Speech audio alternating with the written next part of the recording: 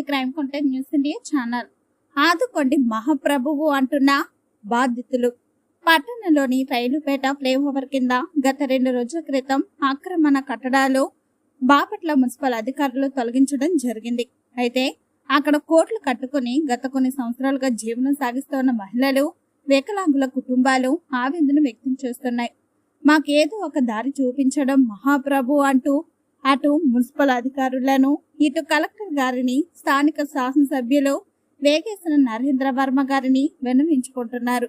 కొట్టు పెడితేనే ఇల్లు గడిచేదని, అలా లేని పక్షంలో మేమందరం పస్తులుండి చావాలని, దయవుంచి మాపై కనికరం చూపించి మాకొక మార్గం చూపాలని వాళ్ళు వేడుకుంటున్నారు.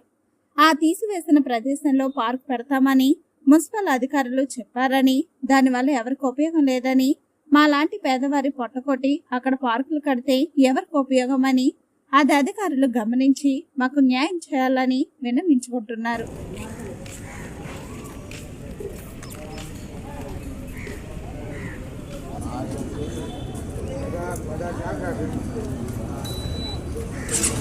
నమస్కారం సార్. కమిషనర్ గారికి, ఎమ్మెల్యే గారికి, కలెక్టర్ గారికి మా హృదయపూర్వక నమస్కారాలు. ఏంటంటే మేము ఇక్కడ ఒక 10-15 సంవత్సరాల నుంచి ఏ జీవనాధారం లేక ఇక్కడే బ్రతుకుతున్నాం సార్. మేము ఏంటంటే ఇక్కడ కొట్లు పెట్టుకొని మా కుటుంబాన్ని మేము ఒక 1000 సంపాదించలేకపోయినా ఒక 100-200 కుటుంబం గడుపుకుంటున్నాం. ఇప్పుడు అట్లాంటిది మేము ఇన్ని సంవత్సరాల నుంచి బ్రతుకుతున్నాం సార్. ఇది తీసేశారు కదా, మేము ఎలా బ్రతకాలండి? మాకు ఎక్కడన్నా ఏదైనా జీవనాధారం చూపించండి దయచేసి.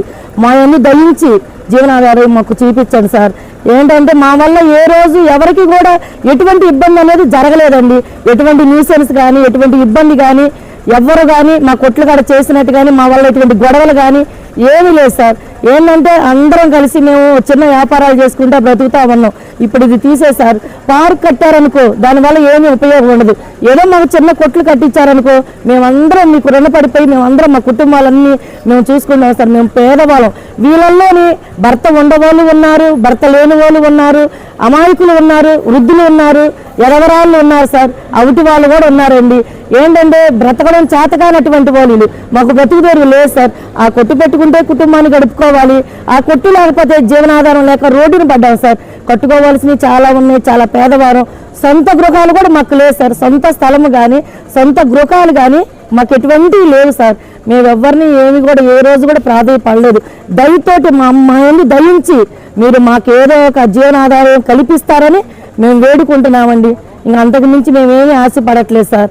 మాకు ఏదో చిన్న కొట్లు కట్టించి ఇవ్వడమో, ఇక్కడ పార్క్ కట్టించారనుకో దానివల్ల ఎటువంటి ఉపయోగం లేదు.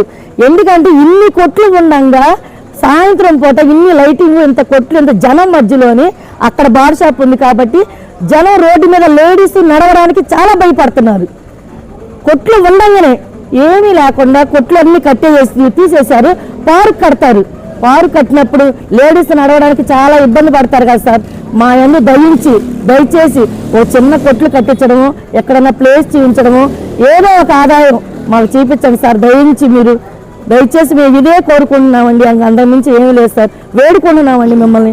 పేదవారికి ఒక ఆదాయం చూపించమని వేడుకుంటున్నాం. అంతకు మించి ఏమీ లేదు సార్. దిద్దుకుంటాం. మాలో ఏమైనా తప్పులు జరిగింటే, తప్పులు ఏమైనా ఉంటే మమ్మల్ని క్షమించండి. మాకు మాట్లాడడం కూడా మాకు చేత కాదు సార్. మాకు మాట్లాడడం కూడా మాకు రాదు. మేము ఎప్పుడు రోడ్లు ఎక్కిన వాళ్ళం కాదు. మా యందు దయించి మమ్మల్ని క్షమించి మీరు మాకు దయచేసి జీవనాధారం కల్పించమని వేడుకుంటున్నాం సార్.